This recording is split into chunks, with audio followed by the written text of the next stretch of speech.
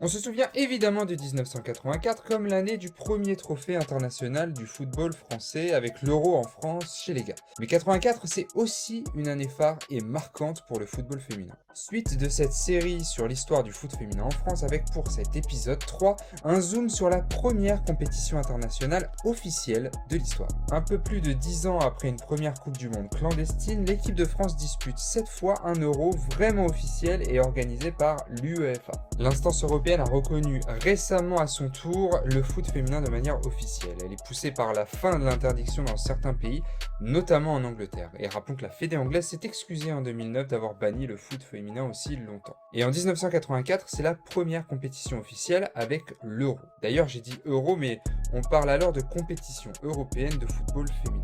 Et le format de la compétition va vraiment t'étonner puisque ce premier championnat d'Europe va se dérouler sur près de 2 ans. 16 équipes, 4 poules et des matchs étalés de l'été 82 à mai 84. Bon, et malheureusement pour les Françaises, leur aventure va se terminer dès la phase de groupe puisque malgré une victoire inaugurale et un peu surprise face à l'Italie, elles ne parviendront pas à se qualifier pour les demi-finales du tournoi. À l'époque, c'est déjà la Suède qui l'emporte. Rendez-vous au prochain épisode de cette série et n'hésite pas à t'abonner à la VAR si l'histoire du football français t'intéresse.